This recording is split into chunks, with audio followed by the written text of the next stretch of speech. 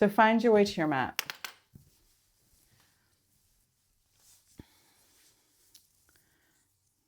Come into a comfortable seat.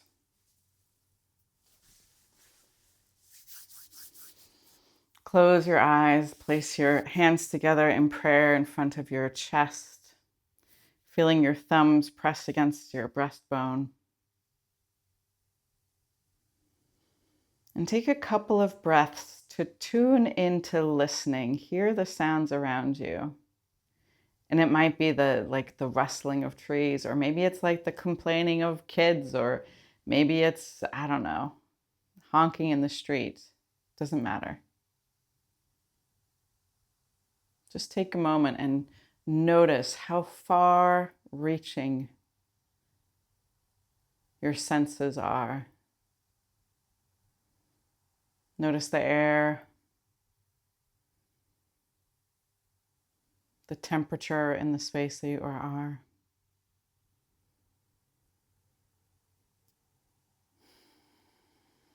Feel in your body where you're connecting to the ground.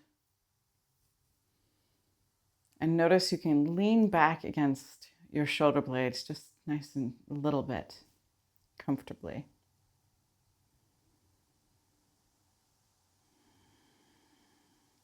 Take a moment to dedicate your class to a person, or it can even be, to your angel, I suppose. I've never suggested that one before. Or to other people's angels. That's half of where the technology is when we dedicate our class, isn't it?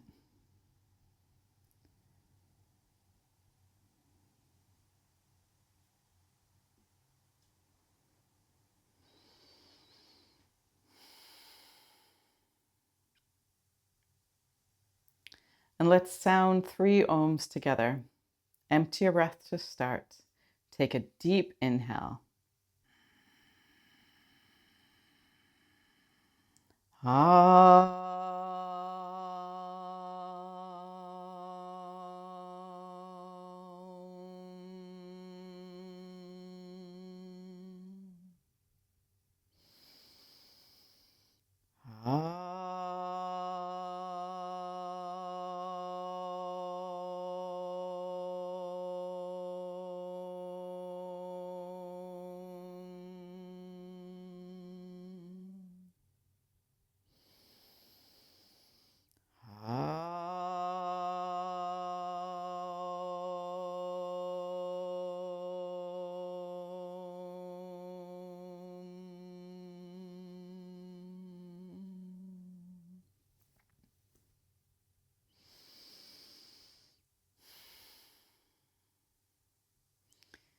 If you can, keep your eyes closed and just drop your right ear to your right shoulder.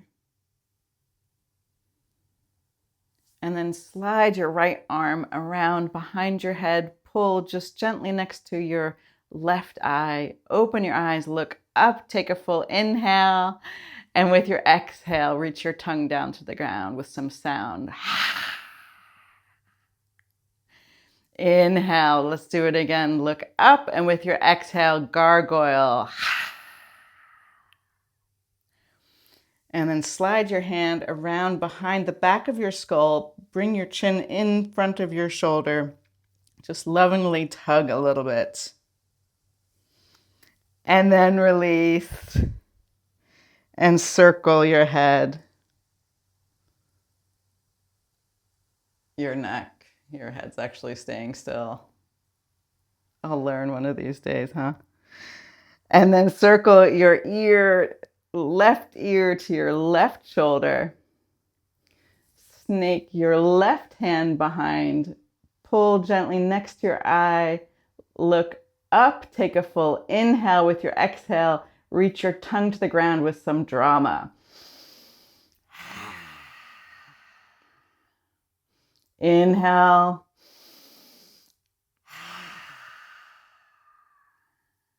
Beautiful.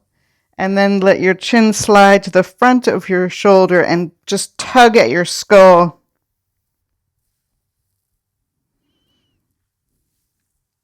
And then release your hand. And if you remember, take your circles in the opposite direction.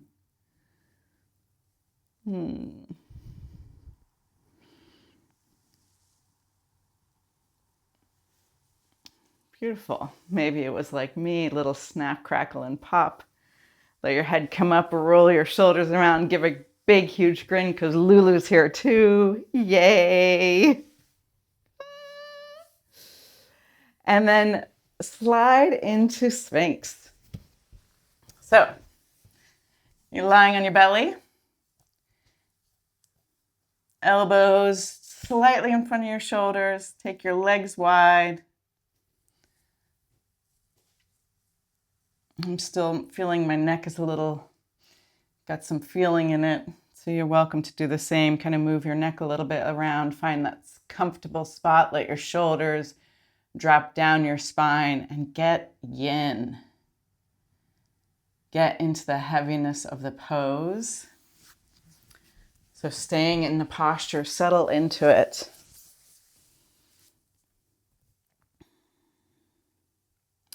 So our yin practice is renowned for its slowness. And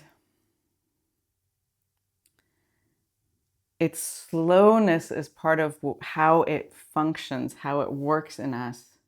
But we're also dipping down into the parts of us that are slower.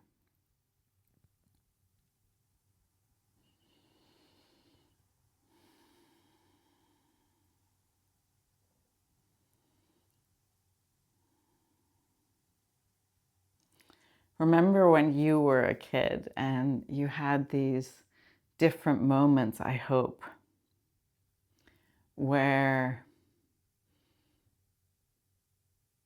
you were waiting for something and it took forever, whether it was your birthday to arrive or for one of your parents to get home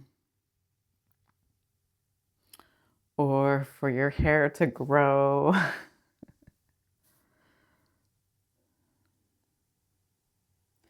There's something about childhood that allows for these long stretches of slowness, really. Where if we're lucky, and this is not so much so for kids today, but if you're lucky, you actually even get bored.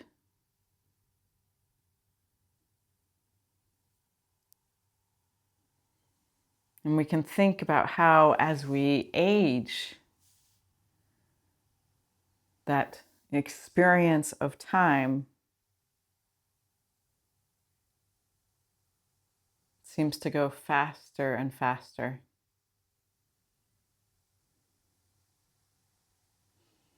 Till all of a sudden you're a mom and you have no time.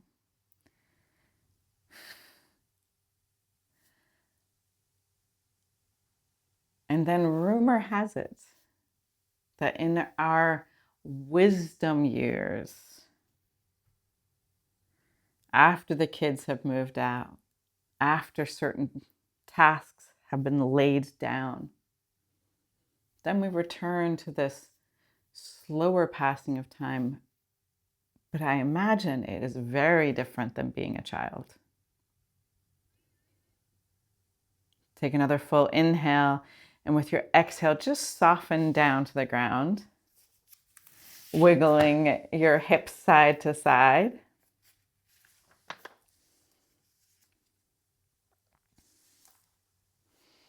You can moan and groan a little bit, but notice how quickly the sensitivity of the pose disappears.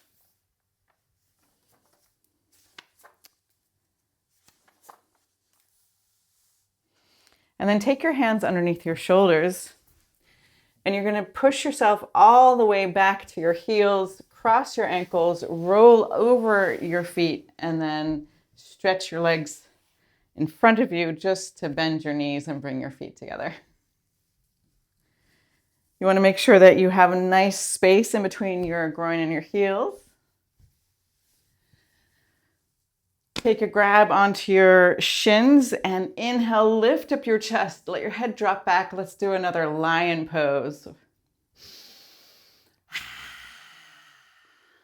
And then with our exhale, bring the chin to your chest and start to slowly roll down, melting into the posture. So it takes a couple of breaths to find the right shape for you. It takes a couple more breaths for some of us to kind of let go and stop trying. Stop pushing, stop pulling, stop gripping. Let your hands relax.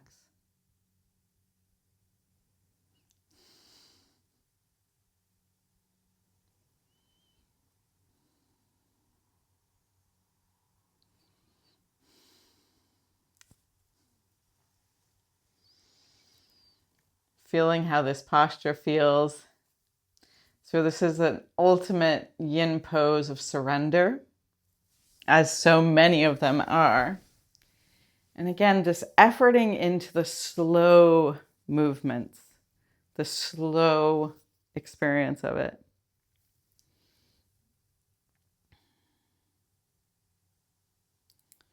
Now we have these moments in our life where we're like, oh my gosh, I can't believe I'm over 50. What the hell? Whichever your milestone is right now, you still have that like non-belief because there's something in us that's so much slower than how our body ages. There's our experience where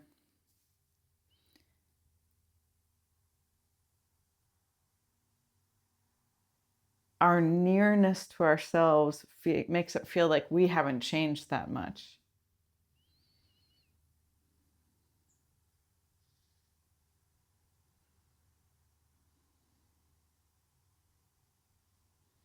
And there's something immaterial in us that really doesn't change that rapidly. It only really changes and develops and becomes more of who we are slowly.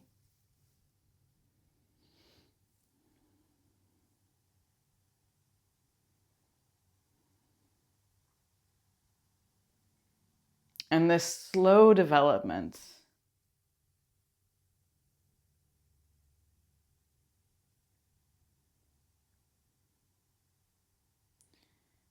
is truly our accomplishments in this lifetime.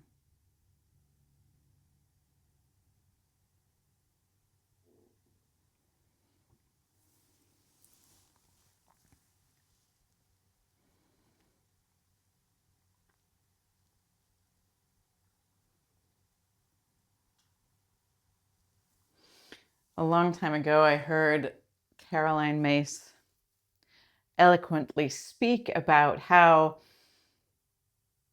the forces of good and evil really work in the same ways. But evil is really the inverted of the good. And that dark path is the one that's fast and showy and glittery and like boom, boom, got all the drama to it. And the slow, nearly imperceptible stuff or growth is really the path of how good grows.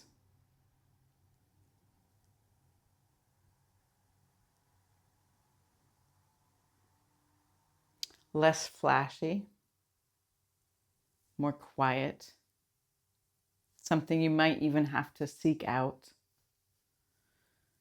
instead of having it flashed in front of you with sparkling neon.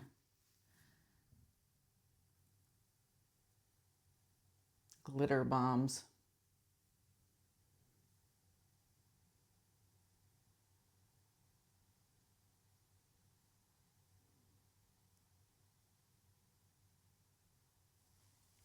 Start to roll up. And we're going to take deer pose. So take your right foot and bring your right foot behind you.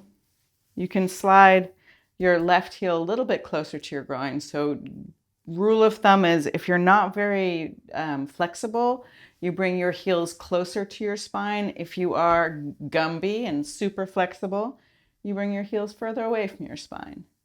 Lift up tall, and with your exhale, twist to your left. Inhale, lift up your chest again, and with your next exhale, see, I'm going to pivot so you can see me. See how much you can just soften into the pose. So you drape yourself over your left thigh. So we're coming into deer pose.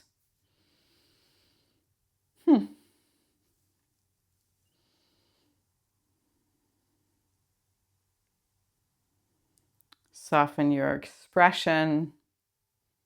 Just leaving enough effort in the pose so you can stay in it. So in our body, we have things that move at different timing. I mean, when we're lucky, we move our whole bodies together, but internally we have different tissues that move in different timings.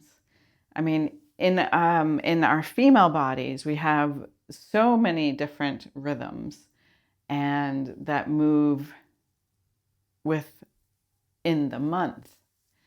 But then each one of us, and then there's the bigger rhythms of like moving from baby to child to adolescent to teenager, etc.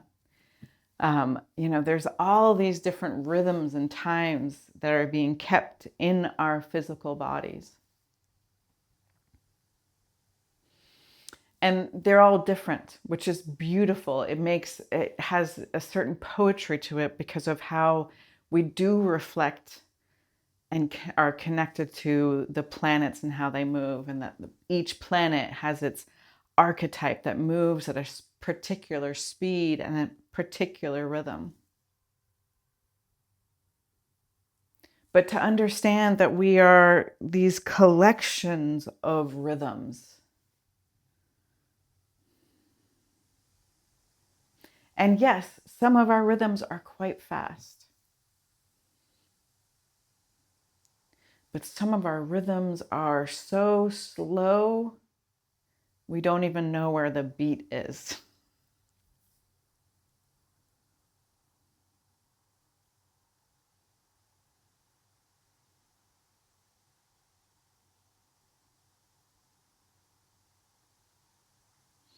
But even in our body,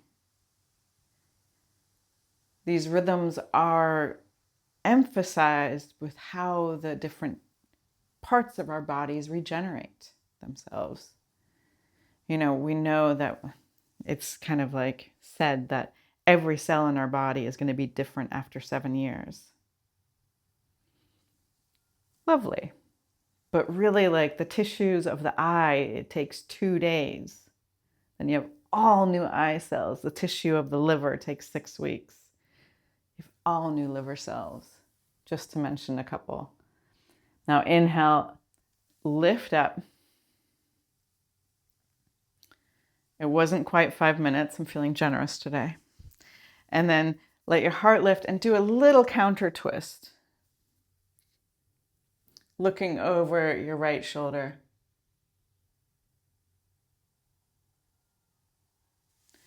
And then release, and you can stay where you are. I'm just changing to show you.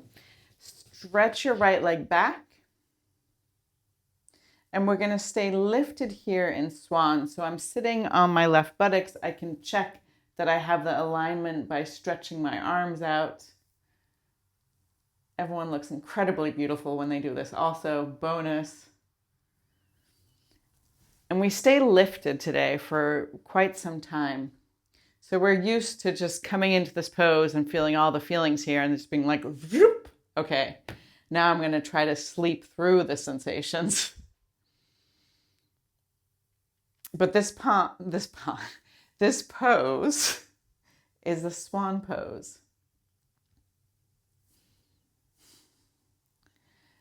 And we only call it swan when it's yin. So it reminds me of course, the story of the ugly duckling, or the story where, as told more by the Native Americans, where the duck, it actually like flies into the dream time. It goes to the black hole, essentially. It flies through it. And it's through going through the yin dark depth of the unknown that we are actually transformed. You know, the first time you did it, you basically went from being surrounded by your mother's love to going through that into the world when you're born. That's a major transformation. But on every kind of level, you'll see this pattern repeated to you again and again. That you go through that dark, black, unknown place to come out on the other side transformed. And not just like, oh, your hair color's another color, you got a new hairdo, but transformed from the very inside out.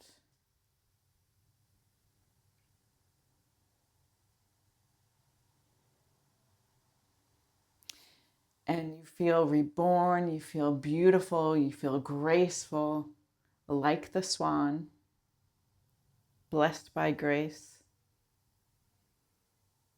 And then that starts to fade. And then you find a whole new level to do the same process of death and rebirth again. Start to walk your hands forward. Bringing your forehead to the ground. If that's too much for you, you can always bend one of your arms and make your forearm a pillow.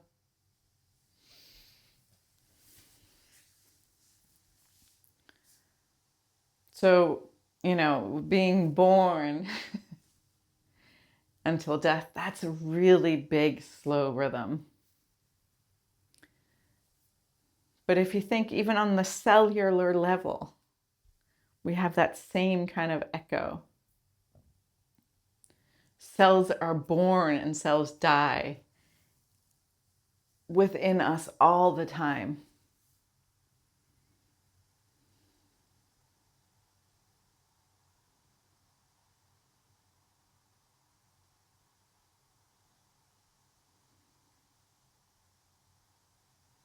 It's only grace that allows us not to experience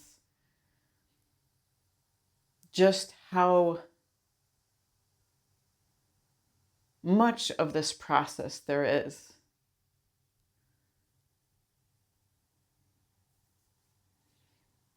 That even for us to be able to have our senses not hurt us, and for our senses to be selfless,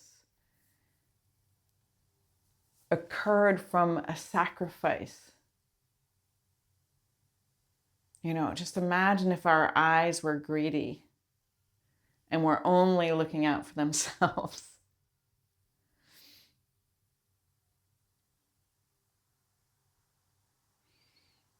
And even the experience of looking would be different.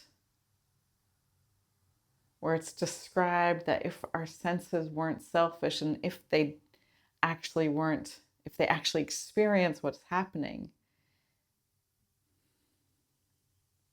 they would feel a burning sensation when we looked at red, and we would feel this like pulling sensation when we looked at blue. It would be painful. Or what if we had to know every time our liver went through this process,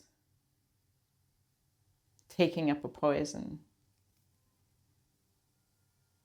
letting it go?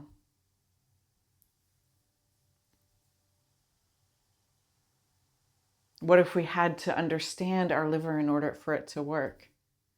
We'd be so screwed.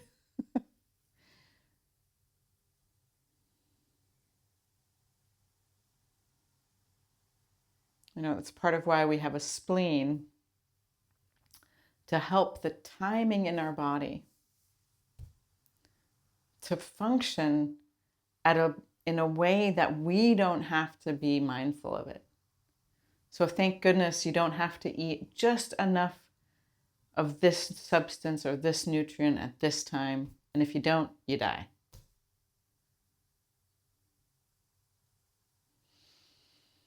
And then start to walk your hands back towards you. Roll onto your butt. So your left heel's in front of you, your right leg's sticking out. And just roll down through the center. Let your head hang. Maybe your heel is in your belly button. Somewhere around there.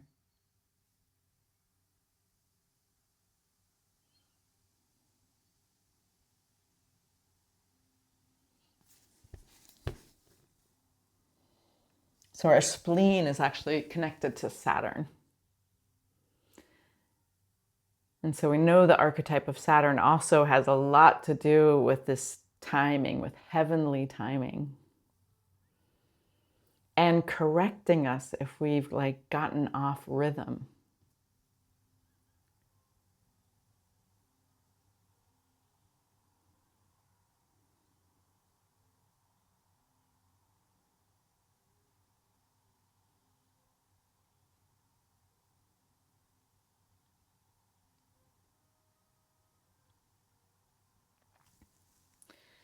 We're not going to stay in this one so long. So roll up and just twist over your right leg and then bow over your right leg. So splitting the time here.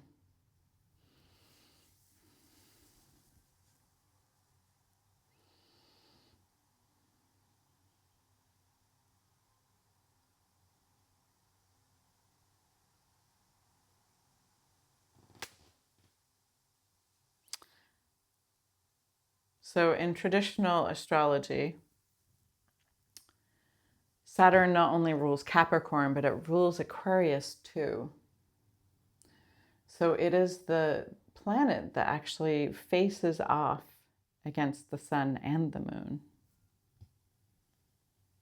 And both the sun and the moon are such royal timekeepers in our heavenly and earthly experience, but especially our earthly experience.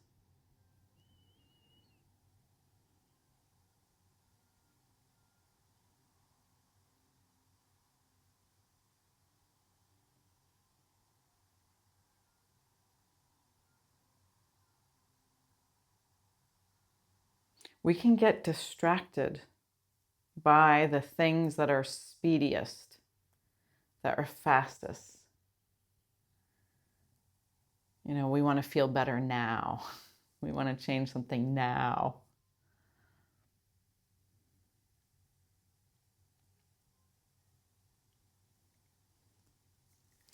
And then start to roll up. I think I did this series in Italy. Bring your hand behind your hip and then raise up. And if you want, you can throw in another line. So stick out your tongue, push your hips out, take a big inhale with the exhale, roar like a lioness.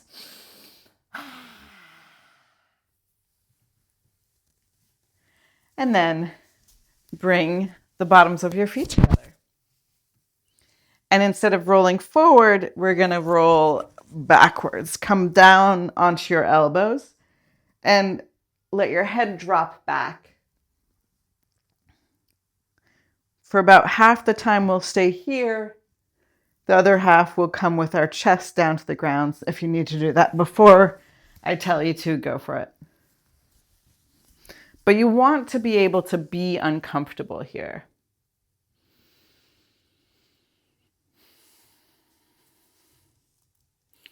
So we can get uncomfortable because things are moving too slow. And we also get uncomfortable when some things are moving too fast.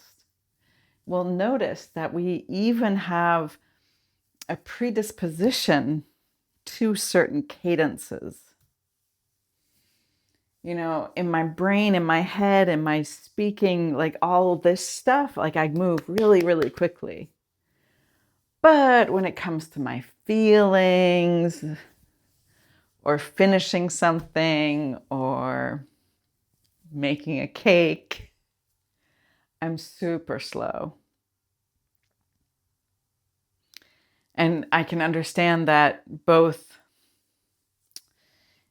just in my own path of self-knowledge, but especially when we see someone's chart, we can really see that there are certain times different speeds are emphasized depending on the balance of air and fire, these yang forces, with earth and water, these yin forces.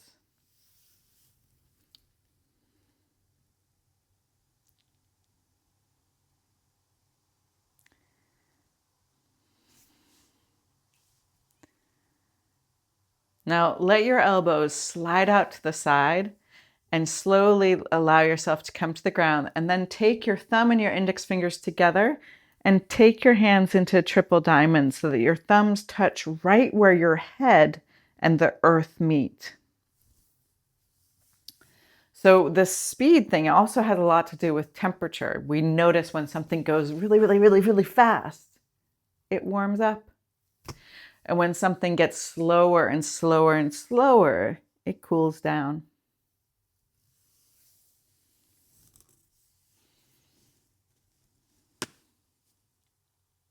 So you notice that you even have temperatures that you prefer, or you feel most alive in, or excited or inspired in.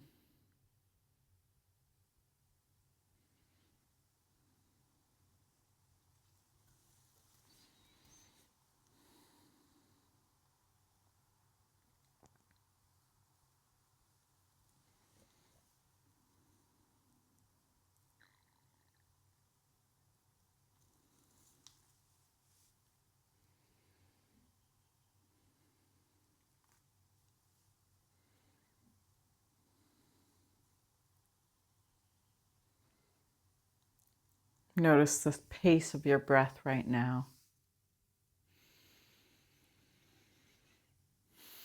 When your body is at rest.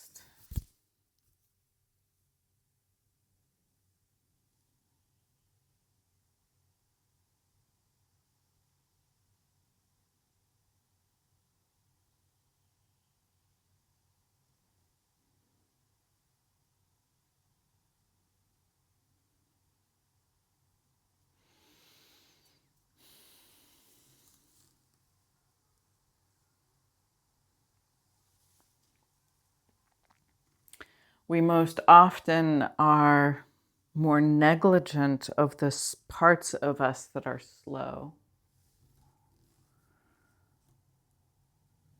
impatient with, if not negligent. We ourselves are dismissive of that part of us, that quiet part, the part that needs prayer and time.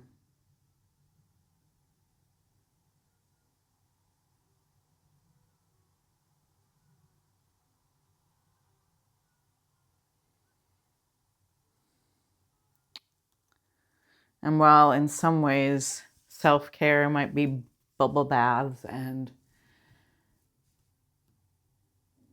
putting yourself first, really, really part of the most neglected part of self-care is attending to this everlasting part of you.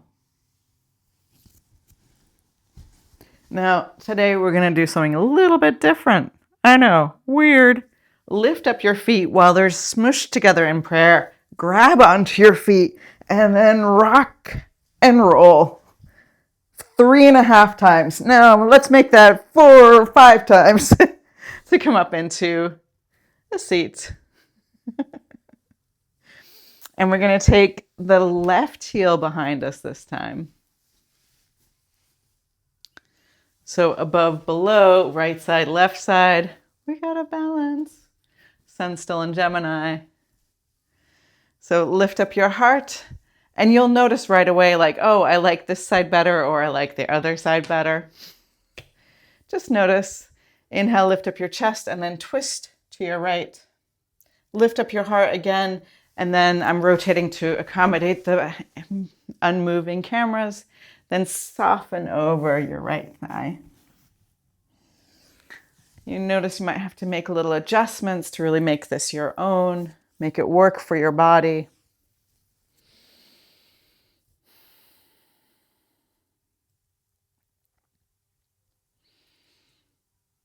So when I look at people's astrology charts, it's often where you find Saturn, where there's a calling for the native, that's what we call the people who are getting their charts done, to create loving discipline in that area for themselves.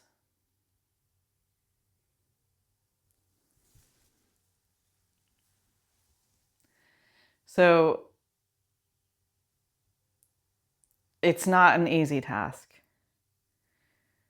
You know, in a lot of popular astrology, we're just like, oh yeah, do your Jupiter.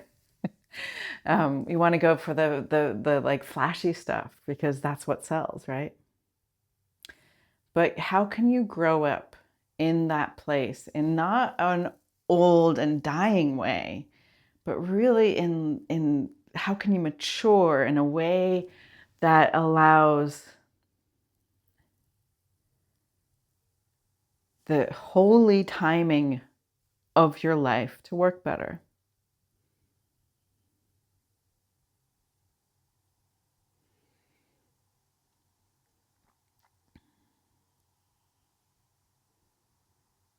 And, you know, what loving discipline looks like in everybody's life is very different. But whenever we're directly working with Saturn, a certain rhythm is being asked for. We can nearly imagine how, you know, rhythm creates strength.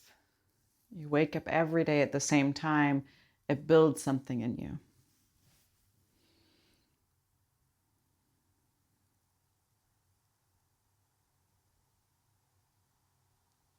Rhythm reshapes something, reforms it.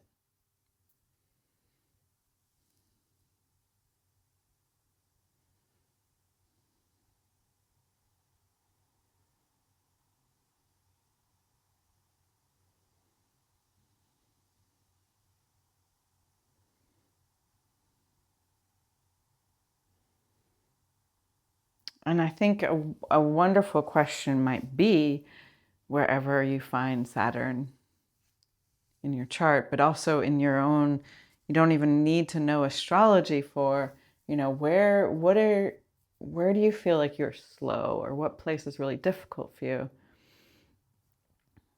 And then how does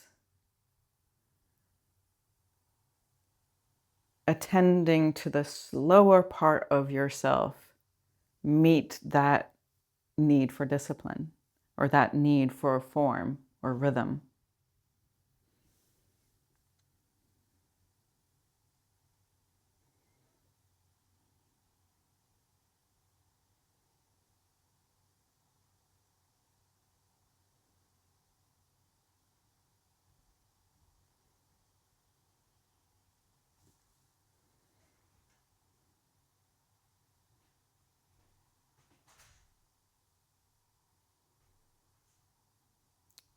See if you can soften just a little bit more towards the end of the pose here.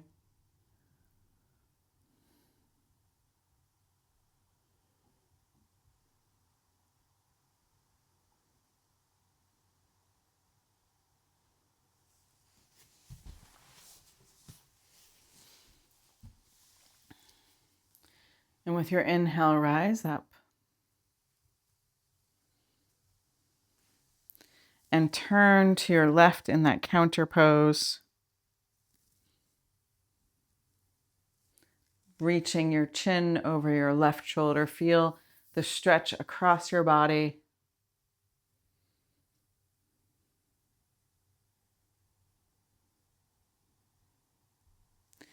And then release and stretch your left leg out for swan.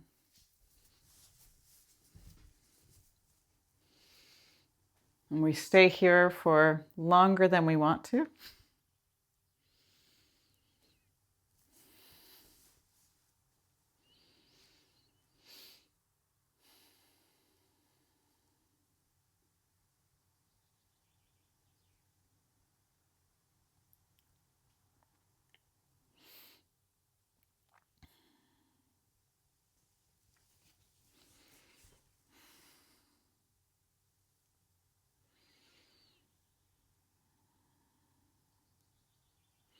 You can feel your shoulders sinking. That's sinking down, not sinking like sinking in your head.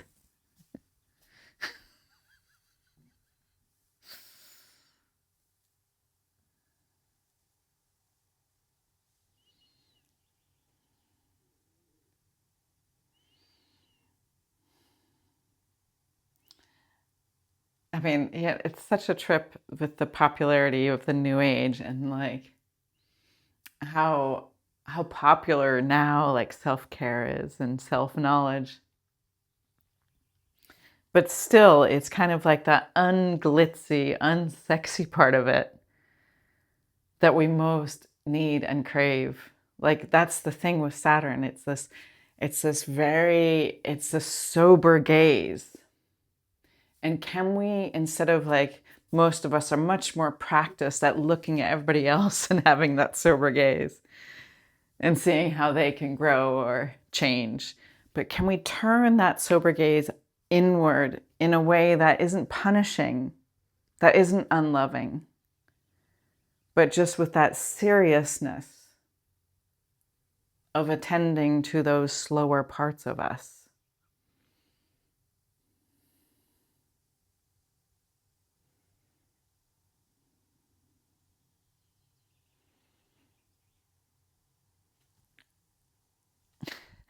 When Rudolf Steiner was presented with the question from someone, should I meditate or should I not meditate? His answer was, well, go and meditate for 10 years and then decide.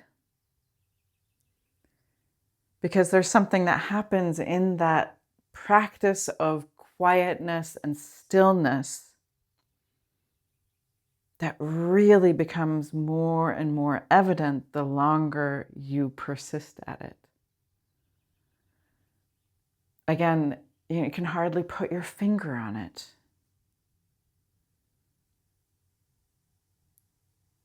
But there is a strengthening of the very fundamental shape of who you are that is more solid because of that time that you dedicate to being slow, quiet, and being unknown.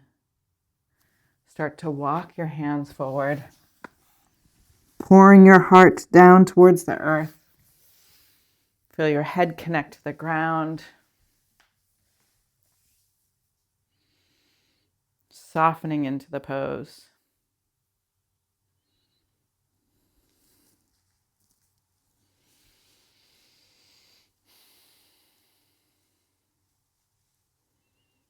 So until telescopes were invented, Saturn was the planet the last planet, the smallest, furthest away planet, smallest planet that we could see with our eyes.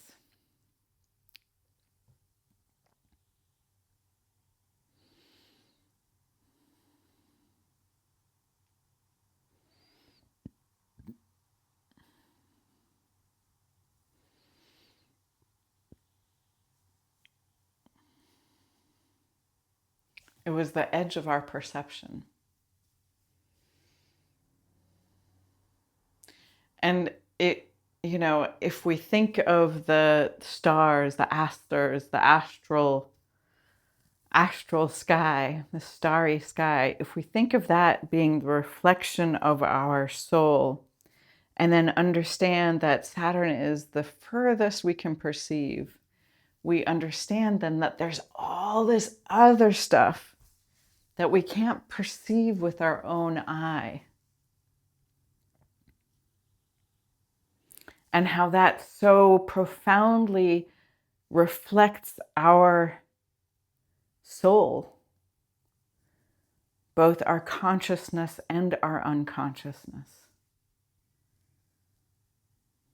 Both the thing that moves and lives fast enough so we can perceive it, and the part of us that moves so slow that we still don't see and we still don't know.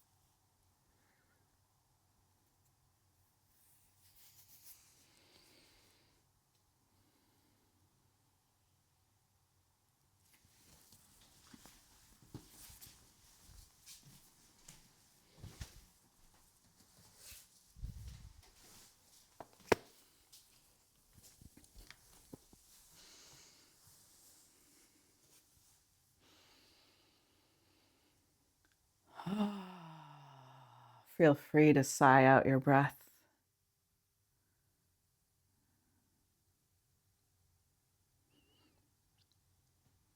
And then start to walk your hands back towards your right knee. And once again, rolling onto your buttocks and pouring down the center line here, letting your head hang, your heel massaging your belly button.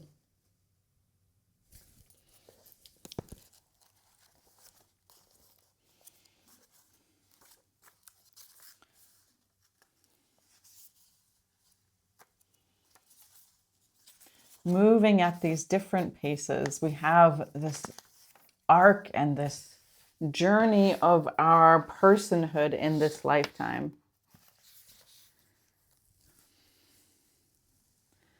And then we have this much bigger arc,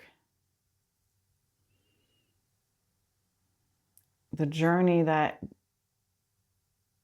will only be known through many lifetimes.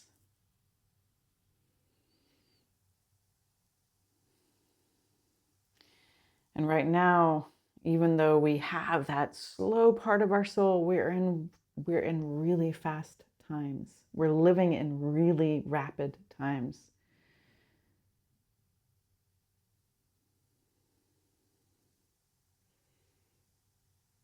The amount of information that we are bombarded with in one news cycle, the quickness of how a thing can change.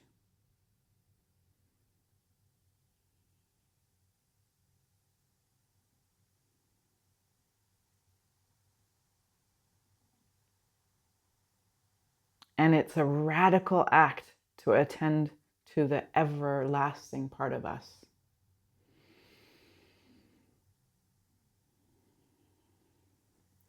Start to walk your hands back towards your center and then roll just a little bit. Yeah, we didn't really do that, did we? So bow over your left exquisite leg. Let your head hang for a moment here.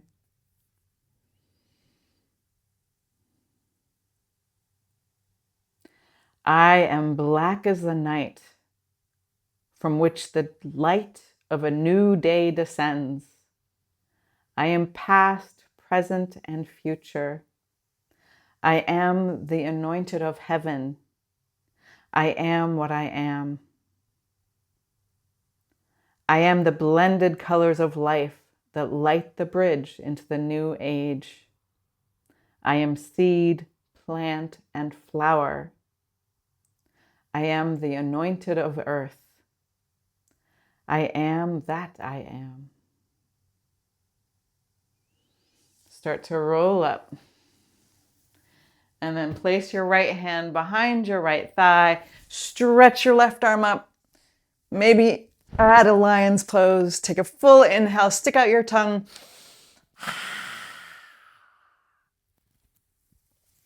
And bring your hips back down. Hug your knees in. And roll onto your back. You can do a cathartic twist if you want to. Otherwise, you can just stretch your legs straight out into Shavasana. So the ultimate pose in all of our yoga classes is this Shavasana. This return to the primordial.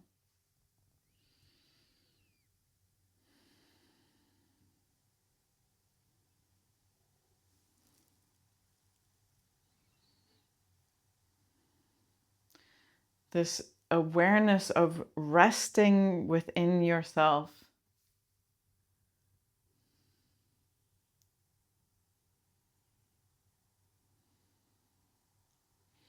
Find that yin, dark unknownness.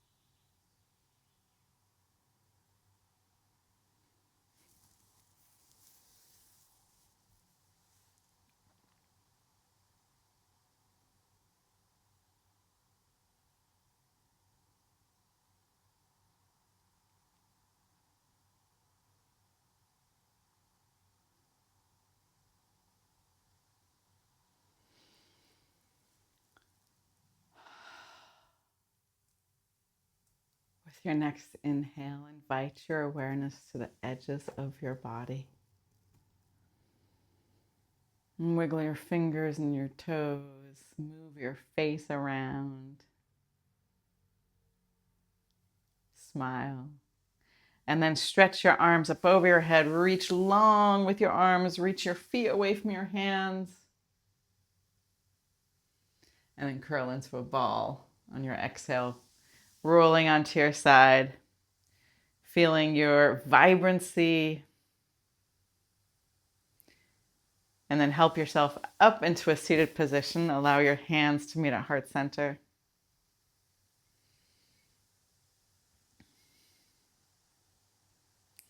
Close your eyes. Trust and lean back towards your shoulders. And just picture the person you dedicated your class to. Picture them radiant, happy, alive. And let's close our practice with one Om. Empty your breath. Take a deep inhale.